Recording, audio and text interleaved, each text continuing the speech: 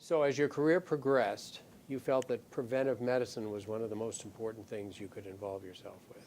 Yeah, I used to say to prevent an illness was more important than to cure it, which is not true. Mm-hmm. To cure it is more important than prevention, but prevention just says it all, and it's in all activities of living. It's not just infectious diseases, but to live healthy and living healthy is proper diet, proper exercise, proper rest. Mm-hmm. And you have to rest your brain, you have to rest your whole body, and you just can't burn the candle from both ends. So I thought that public health and disease prevention would be a very important thing to do. Look what's happening today in our country. 91 people die a day from opioid overdose. Right. Totally preventable. Mm-hmm.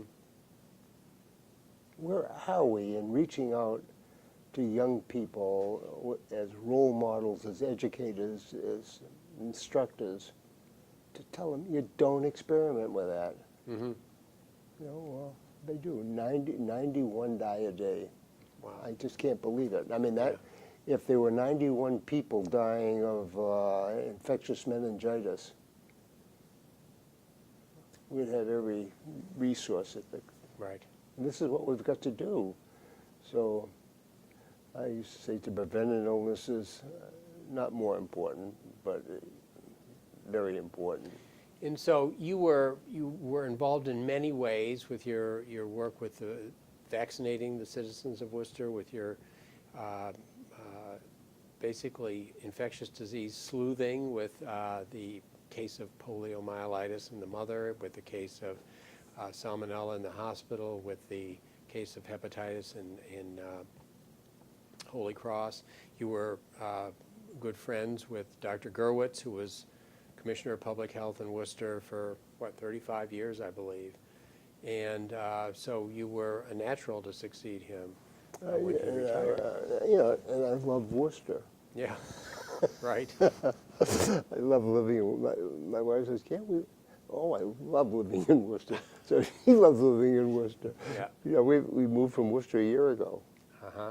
So it's 59 years living in Worcester. Mm-hmm. No, or longer, yeah. Same house. It was so like every good son, you settle around the corner from where your parents live. That's Okay. what we did. You were the good son. We didn't move. Mm-hmm. It's beautiful. Mm-hmm.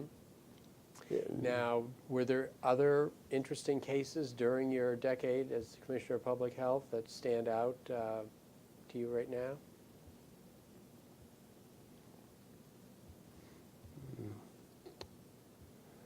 Well, I think you captured the most of them. Mm-hmm.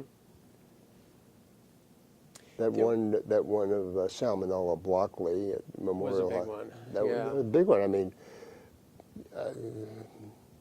Well, you were also involved with cases of, for example, TB, that Worcester, among other things, is a big community for immigrants and refugees.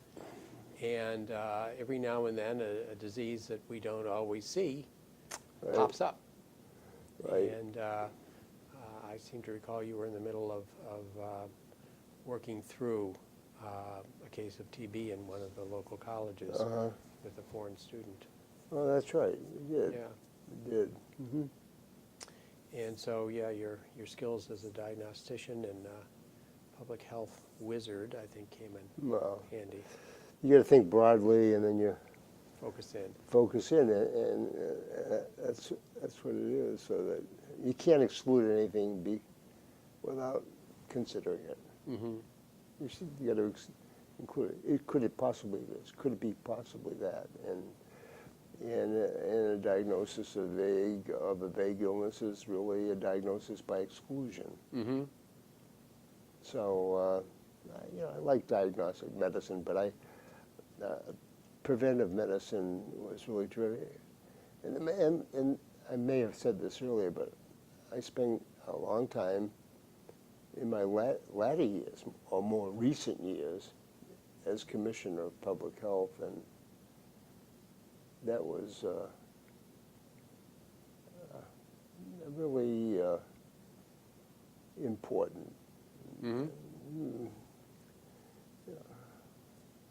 I just can't get over what's going on in our society, that children can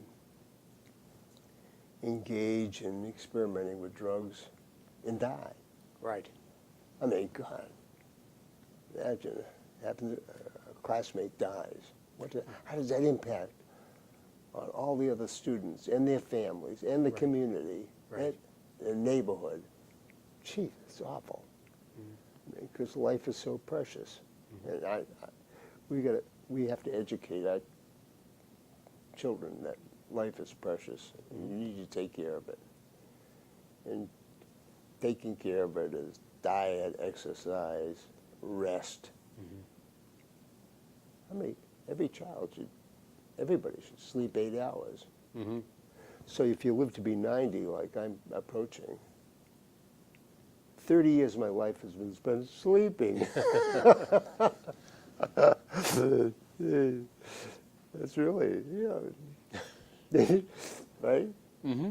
30 of your life is spent sleeping. Well, you've had an incredible career. You know, you had a wonderful medical career. You did some really remarkable sleuthing and public health work and research. You did it all while in private practice, and served as an example to other physicians and generations that followed you. I did another thing that you didn't ask about, but if we get, when I was Commissioner of Public Health, we have cases of salmonella. Mm-hmm. And I said, they're coming from the avian population. Mm-hmm. I said, you got to get those Canada geese out of Elm Park. You remember that? I remember that. You wear sneakers that have deep crevices, and you're walking in that avian feces, Right. and then you track it home, and kids are all over the floor. So you got to. So I started a campaign to rid Elm Park of the Canada geese. Right. I think we hired a young man. With a canoe and a dog. Oh, good for you. You remember it better than I do. It was with a canoe and a dog, and I believe he's still doing it. Could be. he I goes think up- they all lifted off Elm Park and landed in Shrewsbury next door. Oh, That's good. okay. We'll get a dog too someday. But that was a way Yes. to rid them. But no, they're still there. I walked the stroll, and there are a lot of there's still plenty of Canada geese at Elm Park. And speaking of the fact that you're an admired physician in Worcester, Elm Park has the Leonard Morse stroll, a path that people can walk as part of their daily routine. Yeah, I'm very honored by that. The Morse stroll. Although I get it, they should call it the Morse crawl. But it was, it's. But when it all boils down into crystals, it's thinking about the evolution of every event has an explanation. Mm-hmm. If you don't know the explanation, then you got to call in help and keep exploring. Mm-hmm. But so we did try to exit the dog and the canoe, and I believe that somebody's still doing it. It's a very small budget item, but it's an important one, because if you go to Elm Park on a Sunday or a late afternoon, autumn afternoon, there's so many children there. Yeah. Swings, water, sand boxes, And then the other thing we did that I think was important was Operation Yellow Box. Do you remember? Right. Remember Yes. that? I think about it because I was at Elm Park the other day and I see discarded needles. Mm-hmm. The yellow boxes were, and I had a lot of resistance by one of the city councilors, Right. really on my case. But we kept our foot on the accelerator, and finally I got a grant for $8,000 and purchased 5 yellow boxes, which were U.S. mailboxes. I mean, you Right. can't get into them. And we painted them yellow, and we put them in strategic locations. And I think they're still being used for the... To collect sharps, so people can dispose of their needles and they won't do harm to others. Right, and the people that dispose of needles are people that are even using them for purposes of administering Sure. medicines to themselves. Diabetes, rather than throwing in a yellow discard bag where a trash man can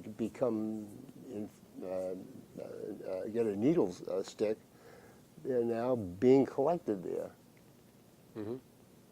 It was called Operation Yellow Box. Boy, what resistance I had there.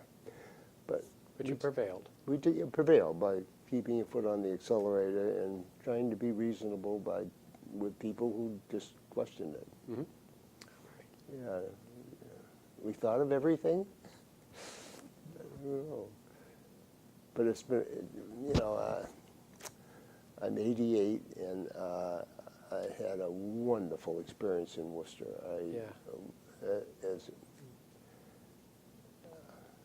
It could have been anywhere, but it was really wonderful because there's reason to explain. You just have to search for the reason. Mm-hmm. Well, you certainly had an impact on the community as well, and so it's been a delight talking to you today, and I really appreciate your taking the time to do this interview.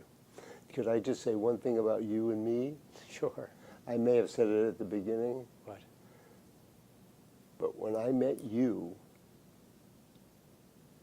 or you met me, you said, when I was a second-year student at Syracuse University Medical School, Right. we studied about the College of the Holy Cross hepatitis outbreak. Right. And you had remembered it and brought it to my I attention. remembered your name from a case report in our epidemiology class. Yep.